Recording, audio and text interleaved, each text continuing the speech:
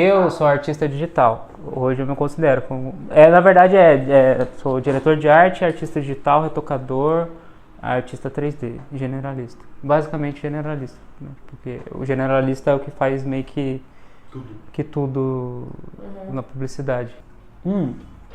Vocês querem comer alguma coisa? Cara, A gente fez pão de queijo, tem café, você quer café? Eu tô na história Não? Não, então a gente termina aí, depois a gente come então. Sim.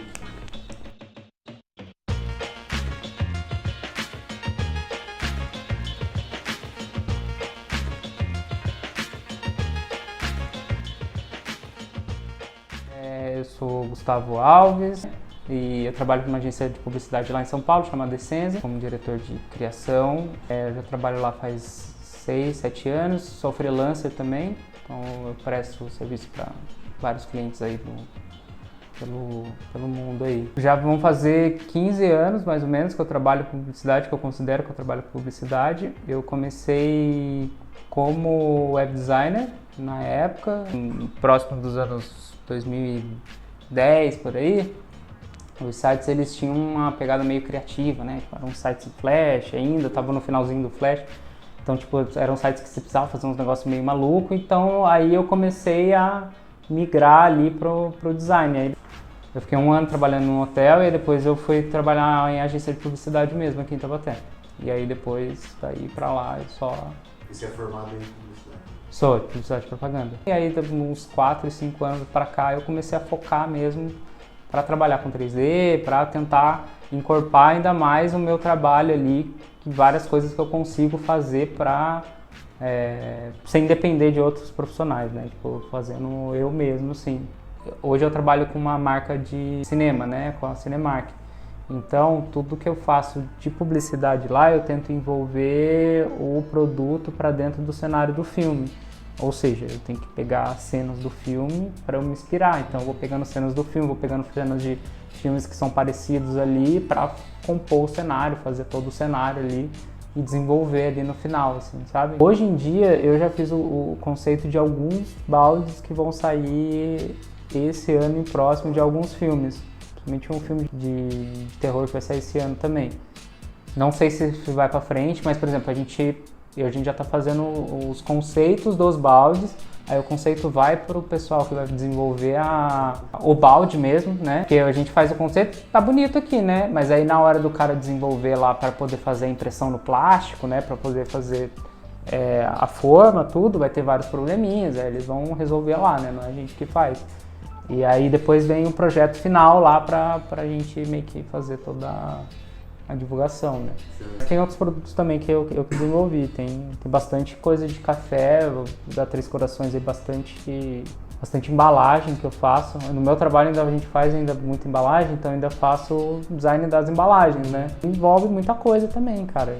A gente faz, por exemplo, uma bem legal que a gente fez foi da linha da Três Corações com Portinari. A gente teve que ver toda a obra, todas as obras dele, pesquisar sobre o artista, ver todas as obras, ver qual obra se encaixava com café, tal, para poder desenvolver a embalagem, desenvolver umas embalagens que estão bem legais aí. O 3D ele ajuda muito na publicidade porque por questão de custo, ele é muito mais barato do que você fazer uma produção e você tem a liberdade de fazer uma coisa, tipo, até muito diferente, assim, né? Tipo, você não vai conseguir fazer a foto, tipo, e você vai precisar manipular muito. É lógico que se você agregar o 3D com fotografia, que é o que eu faço, tipo, aí você tem um resultado que a gente chama de resultado high-end lá, né? Tipo, é um resultado que tá, tipo, é o topo do que tem. Por eu ser generalista, é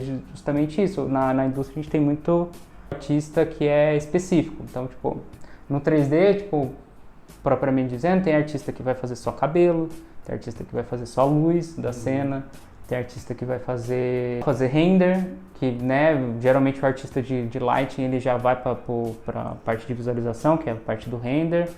Tem artista que vai fazer só a animação do personagem, né, que é o animador 3D. Tem artista que vai fazer o rigging só do personagem, que ele vai fazer ele vai fazer várias marcações assim de todas as expressões, microexpressões do personagem pro animador animar. Então, tipo, a indústria, tipo, é um processo de, sei lá, por isso que a gente vê geralmente no filme, qualquer filme, né? Mas assim, vê num filme de animação, aquela lista de profissional que trabalha é, tipo, gigantesca, assim, cara. Por isso que, tipo, né, na parte do concept é muito importante, né?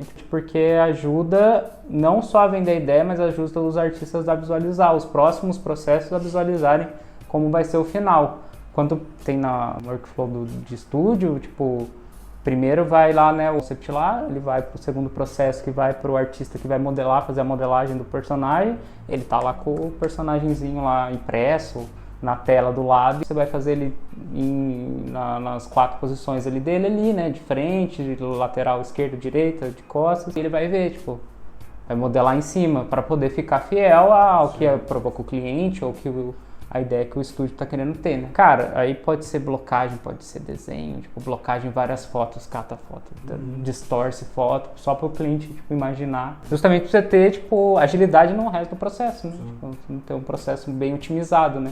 Cara, eu acho que dá para relacionar muito o concept art com KV, né? O Key Vision, que é aquela peça conceito, né? Que ela tem que passar toda a ideia da campanha numa única peça, né? Para depois você desdobrar para outras, né? Daí vai virar outdoor, vai virar banner de site, né? Vai virar rede social, né? Aquela peça única, você tem que passar tudo ali numa peça só, né?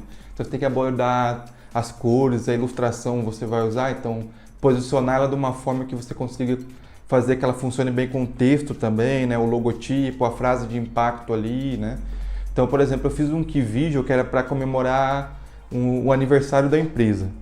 E aí, nesse key visual, primeiro eu fiz o logotipo, e aí esse logotipo ele tinha, por exemplo, uma forma atrás que ela derivava do símbolo, só que ela estava mais abstrata, mas você conseguia entender que era o símbolo desconstruído ali, e ao mesmo tempo a gente queria passar movimento. Então a gente pegou o nome da empresa e girou ele, fez uma brincadeirinha como se ele tivesse caído. A pessoa vai perceber que a letra está caindo porque parece que tem gravidade, né? Então a letra P, ela está retorcida aqui embaixo, a letra I está mais aqui em cima. Então tentar trazer esse movimento de forma meio estática, né? Tentar abordar isso de uma forma que fique interessante. Então acho que o concept art está muito nesse quesito assim de você pensar esse key visual, assim, né? Então esse key visual você passar toda a ideia ali de uma forma estática. A pessoa bate o olho, ela já consegue imaginar aquilo animado. A partir de um conceito, várias pessoas conseguiram colocar a mão, por exemplo, para animar. Então ele tem que conseguir trazer esse mesmo conceito para 5 páginas de carrossel, né? Então acho que o concept art está um pouquinho nisso também.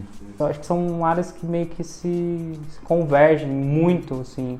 É muito difícil você separar muito o que é um do outro ali, qual fundamento um usa, qual fundamento, acho que não tem um racha, assim, sabe? Acho que é tudo muito sinérgico ali, né? Muito próximo ali, né? Tipo, quem trabalha com direção de arte usa muito fundamento do design. Quem trabalha com design também usa muito fundamento quem trabalha com direção de arte, ou concept, ou qualquer outra coisa, assim. Então, acho que tudo meio que se envolve. Por exemplo, eu vou de encontro com o que você falou, vou até te interromper, porque hoje mesmo eu vi um outdoor que tava escrito Cash App, o Cash App, e tava uma foto do Timothée Chalamet, só. Não tem nenhuma explicação, uma foto do Timothée Chalamet e Cash App do lado. Que eu acho que a publicidade hoje em dia tá usando muito isso, que é tentar juntar a marca a alguém famoso e fazer esse link. Entendeu? Então, quando você vê o Cash App com a foto de Timothée Chalamet, querendo ou não, já fica um requinte ali na marca, entendeu? Então, hoje, até as próprias marcas, elas estão começando a ficar abstratas também, porque elas estão começando a entender que nem sempre é sobre frase, impacto, é simplesmente sobre o poder da imagem. Muita informação, muita informação. Então, qual que é o tempo que eu levo para ver uma imagem com 5 frases? Qual é o tempo que eu levo para ver uma imagem com uma imagem só? Então, por exemplo, você está passando de ônibus, está passando de carro, às vezes você vai olhar o outdoor, se você for ler 40 textos ali, você não vai, é um outdoor que não serviu para nada. Então, às vezes, só o nome da marca já é o suficiente, entendeu? Memorização, que é uma coisa muito, que eu estudei muito na publicidade, memorização da marca. Você tem que fazer de algum jeito para que a galera pense numa cor e associe a você. Um bebe da fonte do outro, né? Acho que a publicidade bebe muito da arte, assim, para despertar sentimento, assim, sabe? Por isso mesmo, pra gente conseguir trazer uma ideia que é super doida ali, que, tipo, tem um negócio muito maluco ali de um artista, trazer aquela referência para alguma coisa que seja, tipo, vendável ali, que desperte um sentimento, né? A gente vê isso muito na moda, tipo, a gente vê, por exemplo, aqueles desfiles, né, de moda que tem em Paris, né, tipo, São Paulo Fashion Week e tal, a gente vê aqueles roupa toda bufante, tudo maluca, assim, né, e a gente fica assim, quem que vai usar isso na rua? Mas aí, aquilo lá é uma forma de expressão do artista, do estilista. Para trazer isso para que seja algo vendável, para que seja algo crível, vai dar uma podada, vai dar uma lapidada, vai tipo, trazer para uma forma que o público ali, no geral, vai aceitar melhor, e aí vira uma tendência ali, né? E eu acho que o papel do concept art também envolve isso, tá ligado? Ele ser estratégico na hora de fazer o concept, mas ele também pode ir além, muito além. Eu acho que a arte, ela não tem papel nenhum, mas ela consegue ter um papel de chocar, de mudar, tipo, de criticar. E a publicidade, tipo, pegar isso e tenta trazer algo mais palpável ali para vender, né? Que é o intuito, né? Eu acho que a publicidade, ela tem como fim o lucro, né? A publicidade, ela vai te fazer uma lavagem cerebral para que você no final gaste. Já a arte, ela é feita para que você tenha um sentimento. Então eu acho que elas andam muito juntas, mas ela tem ideais diferentes no final da corrida, entendeu? Mas eu acho que o começo é totalmente atrelado. Às vezes você tá vendo um vídeo, uma coisa aleatória, no final é uma marca, é um comercial. Então eu acho que as duas andam muito juntas, mas digamos que a publicidade ali, ela tá jogando uma isca para você, entendeu? Por exemplo, a Red Bull. Se você vê os comerciais da Red Bull, até hoje eles são feitos com stop motion. Eu acho muito legal porque, mesmo com o desenvolvimento da tecnologia, eles manteram as raízes. Então, se você colocar qualquer vídeo da Red Bull em qualquer lugar do mundo, eles vão saber que aquilo ali é um comercial da Red Bull. Então, eu acho que a marca, sim, deve ter a sua própria identidade, porque se ela ficar muito genérico, ela acaba se perdendo, porque quem quer agradar todo mundo... Quase não vai vender para quase ninguém, né? Então, saber para quem é seu público-alvo, definir toda essa coisa assim para você construir essa mensagem, para depois essa mensagem ela dar o tom pro design, né? Daí o design entra aí, que é tipo assim, a gente vai representar uma ideia ou um produto. É melhor representar uma ideia, porque o produto pode mudar, né? Então daqui a pouco a gente está fazendo outros tipos de linhas de produtos, né? Então tentar definir algo um pouco mais sobre a ideia, mais abstrata, né? Tem o exemplo da Tramontina, né? Porque eles eram uma empresa que a gente conhecia como que fazia facas e panelas, né? Mas hoje em dia eles fazem lâmpada, eles fazem várias outras coisas diferentes, né? Então eles fizeram um rebrand, por exemplo, para pensar todo esse universo, né? Então, e também esse universo de pensar para quem você está vendendo, porque antes era uma marca, por exemplo, mais elitizada. Agora, por exemplo, ela quer ser mais acessível, então, ela trabalha uma tipografia diferente, as cores diferentes, né? Traz mais ilustração, então tenta deixar ela mais amigável, né? Então todo esse pensamento começa pelo menos primeiro lá na estratégia, né? A gente tem, por exemplo, o Banco Itaú, né? Ele é super colorido, ele tem uma tipografia super amigável, né? Que é proprietária deles, inclusive.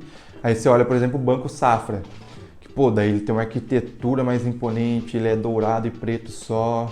A arquitetura dele só convida para entrar quem realmente faz parte daquele público-alvo ali, né? Então, por exemplo, eu não vou tentar entrar lá, não sei nem como é lá dentro, né? Não vou conseguir ter uma conta lá dentro, né? Então, também essa coisa de comunicar a mensagem, né? E definindo isso, então, a paleta de cores tem que ser tons ferrosos porque combina mais com os produtos que a gente vende, né? E foi definindo tudo isso. Então, acho que essa parte do design, ela é a última, assim. Porque daí é quando você consolida tudo aquilo que foi pensado antes, né? E aí é quando o design funciona, né? Porque você já tem toda uma ideia, um monte de pessoas sentadas para fazer aquela marca acontecer, né? Que aí o visual ele só foi a assinatura final para começar a vender aquela ideia, aquele produto, né?